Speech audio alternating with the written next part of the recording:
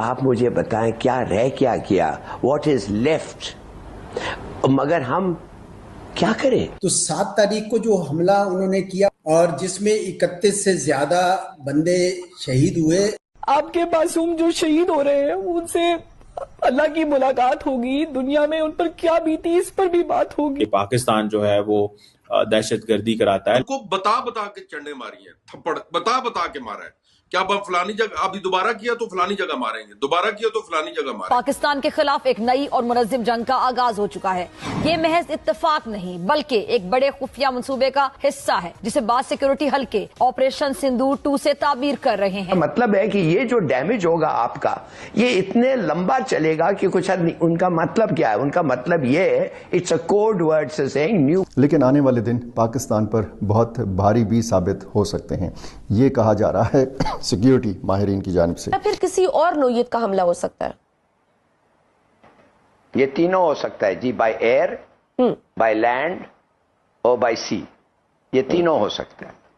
ये फौज भी हो सकती है, उनकी एयरफोर्स तो जरूर होगी और उनका नेवी भी होगा। और आप देख रहे हैं वो डिस्ट्रॉयर्स और वो जो एयरक्राफ्ट कैरियर है। कुछ बड़ा होने वाला है कि पेशावर में अमरीकी कौंसलेट को मुस्तकिल तौर पर बंद करने का फैसला किया गया है। बात करेंगे मार्को रूबियो की, जो उनका के कहा जा रहा है कि भारत का विजिट जो है वो। नमस्ते दोस्तों, जय हिंद। आप देख रहे हैं अवाम तक विद के। आज है 7 मई, यानी वो तारीख जब भारतीय सेना ने सरहद पार बैठे आतंकियों के होश ठिकाने लगाए थे। आज ऑपरेशन सिंदूर की पहली वर्षगांठ है। एक बार फिर पाकिस्तान में मातम पसरा हुआ है।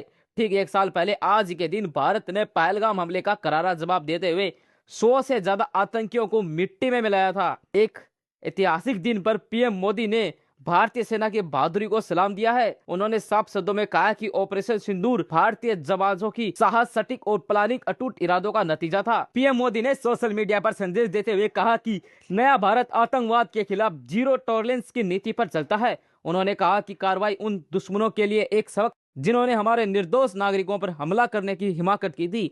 इस ऑपरेशन ने दुनिया को दिखा दिया कि भारत अब अपनी सुरक्षा के लिए किसी भी हद तक जा सकता है, कभी समझौता नहीं करेंगे। भारतीय सशस्त्र बल के इस आपसी तालमेल और प्रोफेशनल ताकत ने आज पाकिस्तान को घुटनों पर ला दिया। यह वजह आज फिर भी पड़ोसी मुल्क अपनी बर्बादी का आंसू बहा रहा है। भारतीय सेना की इन जाबाजों के लिए कमेंट बॉक्स में जय हिंद जरूर लिखें। ऐसी ही खबरों के लिए हमारे साथ जुड़े रहें। चलिए दोस्तों, देखिए आगे का वीडियो। धन्यवाद।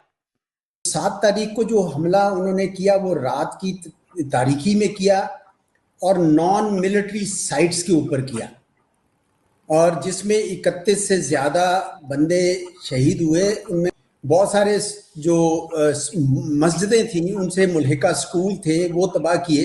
वो पहला सवाल तो ये कि भारत ने हमला किया क्यों। आपको याद होगा कि 22 अप्रैल पिछले साल पहलगाम, जो मकबूजा कश्मीर में एक खूबसूरत वादी है, उसमें चंद सयाहों के ऊपर हमलावर हो गए कुछ लोग। उन्होंने 26 के करीब वो सयाह जो उनको हलाक कर दिया। तो उसके फौरन बाद पाकिस्तान ने उसकी ना सिर्फ उसकी मजम्मत की बल्कि ये भी कहा कि इसकी इम्पार्शियल इन्वेस्टिगेशन होनी चाहिए।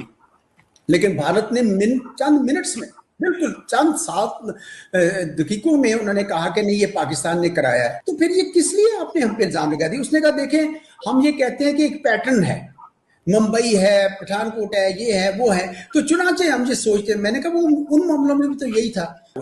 दूसरी वजह जो अक्सर वो कहते हैं, और मैंने खुद सुने हैं इंडिया के दानिश्वर बैठे टॉक शोज में, वो कहते हैं कि हमने एक नया नॉर्मल सेट कर दिया है कि अब जब भी कभी दहशतगर्दी का वाकया होगा हमें किसी को कुछ नहीं पूछना, हमने दहशतगर्दों में और हुकूमत पाकिस्तान में कोई तफरीक नहीं करनी, हमने ढक से पाकिस्तान के ऊपर हमला कर देना। भाई ये किस किस्म का नया नॉर्मल आपने बना लिया। खुद ही आप ज्यूरी हैं, खुद ही आप उसका जज हैं और खुद ही आप फैसला करते हैं। करेंगे मार्को रूबियो की, जो उनका के कहा जा रहा है कि भारत का विजिट जो है वो करने वाले, फर्स्ट टाइम भारत का विजिट करेंगे। बहुत इंपॉर्टेंट इस विजिट को समझा जा रहा है। काफी वैसे टाइम से ये बात की जा रही है, लेकिन अब लगता है कि बिल्कुल आने वाले हैं। और दूसरा, ट्रंप जो है उन्होंने भी पीएम मोदी को जो है वो मुबारकबाद दी इलेक्शन में कामयाबी की। तो क्या जो हम एक कोल्ड वॉर सी देख रहे थे या थोड़ा टेंशन सी नजर आ रही थी हिंदुस्तान और अमेरिका के बीच में, क्या अब वो टर्म्स बेहतर होने लगे हैं, बेहतरी की तरफ जा रहे हैं? और मार्को रूबियो जो आएंगे वो ट्रेड के ऊपर भी बात करेंगे, ऐसा भी बताया गया है कि ट्रेड को लेकर भी बात होगी। तो ये कितना इम्पोर्टेंट विजिट होगा और इससे भारत जो है वो क्या क्या मैसेज दे सकता है स्पेशली पाकिस्तान को? आई डोंट थिंक कि आरजू जी, टू बी ऑनेस्ट, इसमें पाकिस्तान का एंगल कुछ आएगा। देखिए, आपका और अमेरिका का ट्रांजैक्शन इंडिपेंडेंट है भारत और अमेरिका के ट्रांजैक्शन से। हमारा और आपका ट्रांजैक्शंस में प्रॉब्लम तब आता है जब आप टेररिज्म करते हो भारत के अगेंस्ट में, या कोई डिस्ट्रक्टिव एक्टिविटी या कश्मीर का मुद्दा आप उठाते हो। उसके अलावा हमारा कोई लेना देना नहीं। आप मिडिल ईस्ट में मीडिएशन करवाएं, हमारी शुभकामनाएं हैं। हम उसमें नहीं पढ़ना चाहते बीच में, हमारा ये एक कॉन्शियस डिसीजन है कि वो हमारे लिए नहीं है। आप करवाएं, आपको शुभकामनाएं हमारी तरफ से। उसमें कोई हम बीच में पढ़ के ये नहीं कहेंगे कि भाई आप वहां क्यों जा रहे हैं, आप जाएं। ये आउट एंड आउट इन्वेस्टमेंट की ट्रेड है, इन्वेस्टमेंट के लिए और इकोनॉमिक्स के लिए और दूसरे स्ट्रेटेजिक टाइज के लिए है। मेरे ख्याल से ट्रम्प को ये बात समझ में आई है कि पिछले 1 साल में उन्होंने भारत के साथ अपने रिलेशनशिप को बहुत ज्यादा डैमेज किया है। तो अब वो डैमेज कंट्रोल मूड में है। जब उनको ये समझ में आ गया कि ये जो पाकिस्तान का रोल था वो खाली मीडिएशन तक था, इसके अलावा कुछ नहीं है, जब उनको इकोनॉमिक्स और दूसरे चीजों को देखना है, ग्रोथ को देखना है, people to people tie up को देखना है, प्रोस्पेरिटी को देखना है, तो वहां पाकिस्तान तो उनकी कोई मदद नहीं कर सकता ना। आई विश कि आप कर पाते, पर आप नहीं कर पाएंगे वो चीज।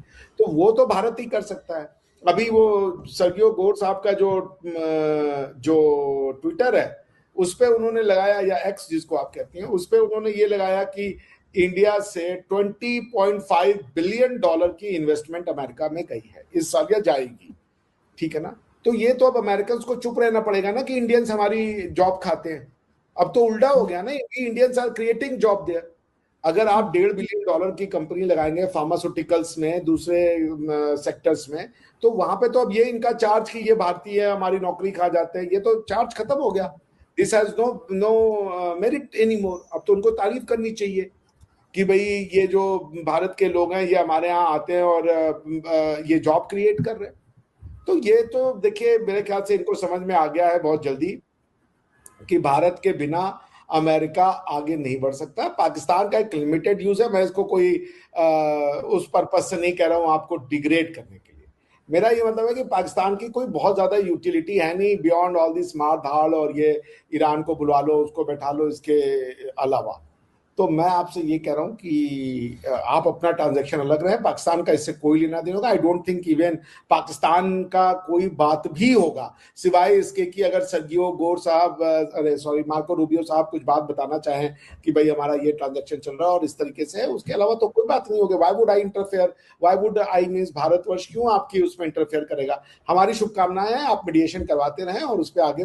आपको हमारा वीडियो पसंद आए तो वीडियो को लाइक कीजिए, चैनल को सब्सक्राइब कीजिए और बेल आइकन को दबाइए ताकि हमारा लेटेस्ट वीडियो आप तक पहुंच सके। नमस्कार।